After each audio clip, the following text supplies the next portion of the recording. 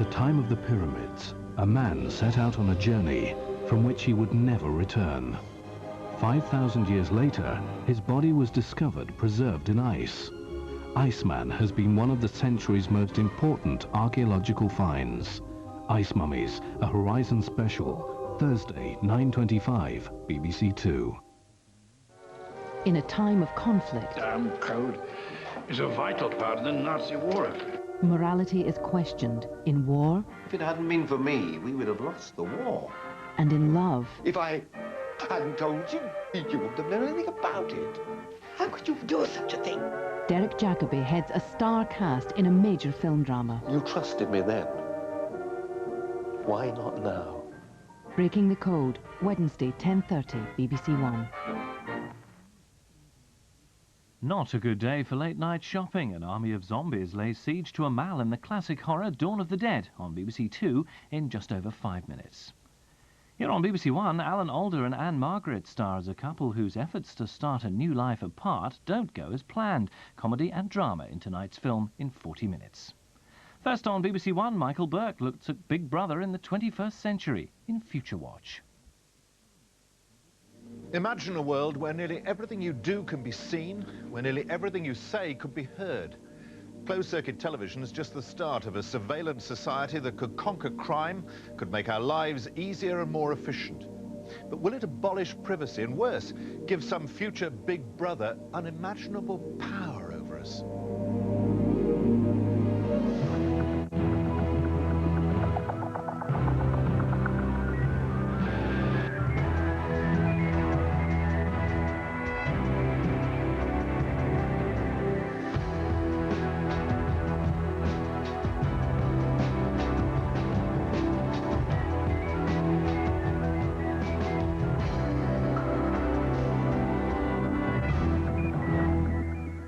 This programme looks over the barriers of present-day reality to what's likely to happen in the next century, now less than 3 years away. What will be the consequences of technologies already being developed? Will they make our lives better or worse? And should we be trying to influence what will happen while there's still time? With glimpses into that future from the science fiction novelist Michael Marshall Smith. And to argue over what it may mean for us, the psychologist Dr. Rosalind Miles, the neuroscientist, Professor Susan Greenfield, Peter Stanford, the Catholic commentator on moral issues, John Browning, the information technology expert, and Sheila McLean, Professor of Medical Ethics. The surveillance society is with us now, and the cameras in our city centres appear to have dramatically reduced street crime where they're operating. The future may well have eyes and ears nearly everywhere, while the information age is redefining our idea of privacy. But who will use this information, and for what purpose? Will the surveillance society liberate us, or be used to control us? The science fiction writer Michael Marshall Smith is writing his diary of the future.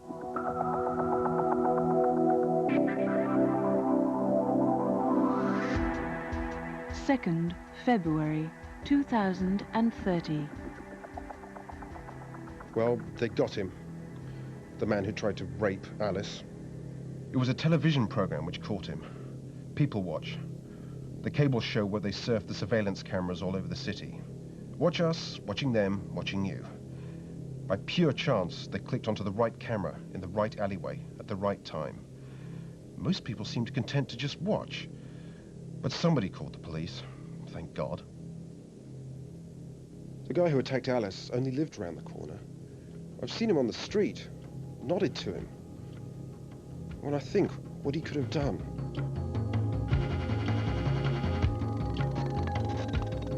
The roots of high-tech surveillance in Britain can be traced back to the late 20th century, when due to an upsurge in violent crime and terrorist activity, many Britons perceived their environment as increasingly unsafe, coming to see surveillance as an attractive option.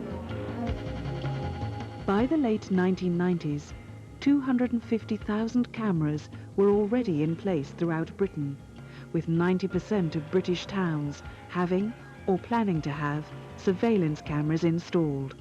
Cameras that included military-style technology, night sights, computer-assisted operation, and zoom lenses powerful enough to read the brand on a cigarette packet at 100 meters. Even then, technology was promising cameras smaller than the size of sugar cubes, and smart cameras able to recognize faces in crowds. Technology with the potential for creating an almost total surveillance society. The attack on Alice made the people's news today, which is good. Hopefully it will send a little message to some of the people who are still worried about surveillance and invasion of personal freedom. I like my privacy as much as the next man, but the freedom to be attacked doesn't really seem worth fighting for. And of course, half of the people who complain believe in a God watching over us the whole time anyway. And the God's never been very good at crime prevention. Just hasn't seemed very interested.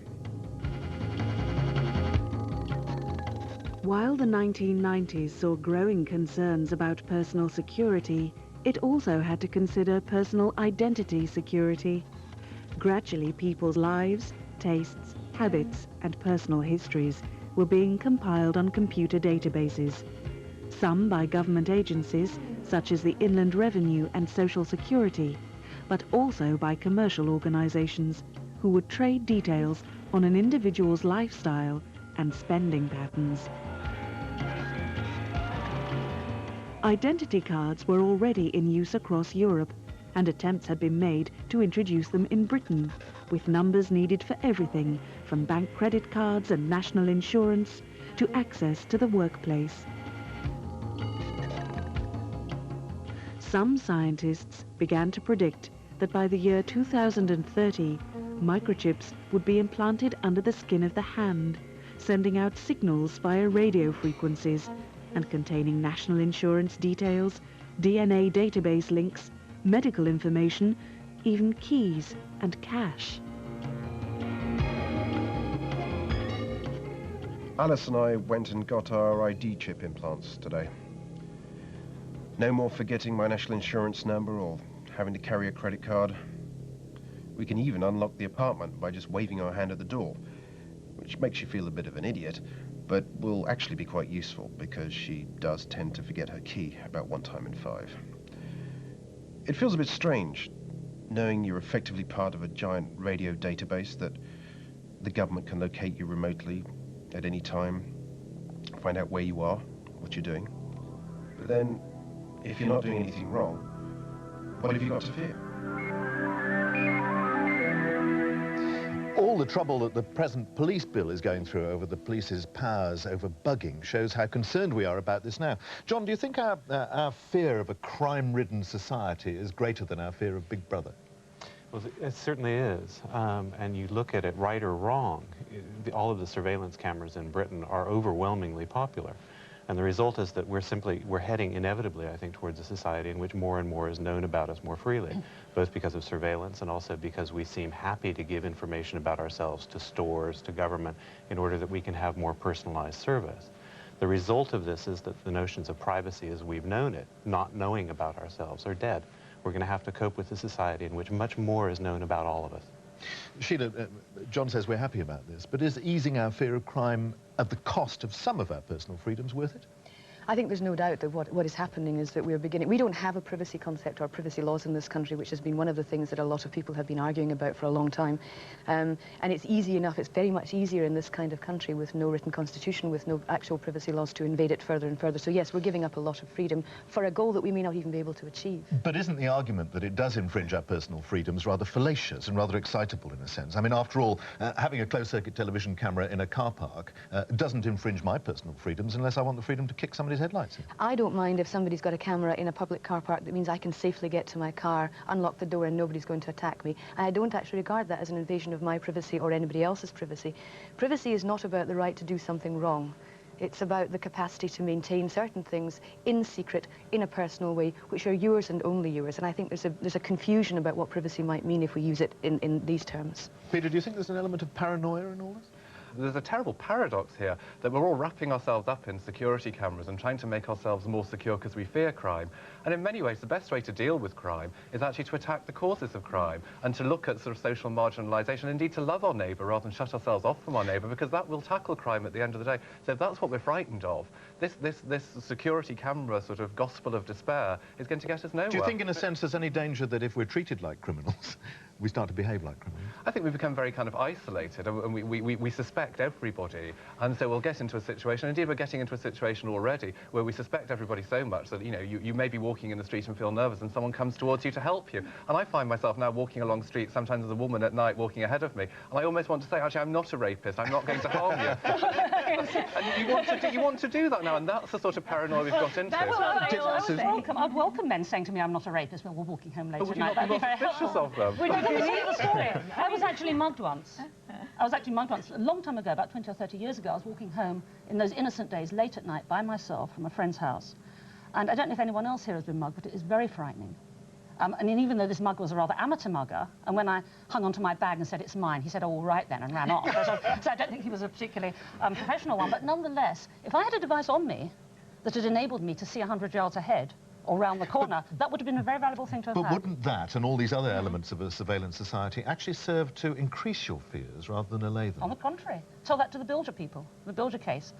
Jamie Bilger looked about that. It didn't save. It did not save nonetheless. Rosalind, to what extent is all this sort of riding on some wave of popular anxiety and a misplaced anxiety? Undoubtedly, people's fear of crime is far greater than the wave of crime itself. And unfortunately, the people who are most afraid of crime, which are women, the elderly, and so on, are often those least victimised. Almost 100% of crime in this country is carried out by men, and a very high proportion of that is carried out by young men between 15 and 22. Now, if we could address that issue, then we would not have people in fear and we would not need these damn cameras. But Susan, hang on a second. There is a wave of popular anxiety. It is actually overdone, isn't it? I mean, your experience. Well, all right, you've had an individual experience. There's a whole movement called Women Reclaim the Night. I don't know if you've seen these marching. The whole issue is the average woman, and I'm not unusual, I'm not alone in this. But the average woman does not get mugged. You know, and that's because, the whole point is the average woman doesn't get mugged or raped because the average woman will not walk out late at night by herself. I certainly won't. I mean, this is I'd love to, but I can't. It's like saying that the flowers grew better by the side of the road while there were horses instead of cars. I mean, society has changed here. Yeah, they did, but we ain't going back. No. And I think where technology can give us a new sense of community is by following the way our relationships have changed. We're much more mobile. I know people in my professional circle much more than I know my neighbors right now. Now, one of the interesting things that technology does offer us, and we had an article in Wired by a man called David Brin who proposed a scheme called Global Neighborhood Watch. Now, in Australia, where I have friends, they are awake when we're asleep. Why shouldn't they be using network technology to be watching my neighborhood, sort of in a corner of their screen, while they're working there in the office, and have a hotline to the police? Hasn't John really got a point here, that this is a function of societal change, that in the old days we had systems of social surveillance where communities looked after each other, and now this is being replaced by the video camera, by the bug? Well, I don't think it's a function of societal change. I think it's a deliberate policy to try and change society, quite honestly. I think it's that it's the wrong way round. I mean, it may well be that we end up in a society where this does become a good thing only because it fits the kind of society we've shaped. But if, you know, at the risk of sounding like a Luddite yet again, it seems to me we could go back a bit and ask ourselves certain questions which we don't seem to have asked. And as far as I can see, you were asking earlier about why is this happening, what's the drive for it. It seems to me that what it is probably is an attempt by government, and it could be any government, to collude, if you like, with themselves in acquiring more and more power over us. So you get told that we're decentralising everything, and what in fact they're doing is centralising. No, they're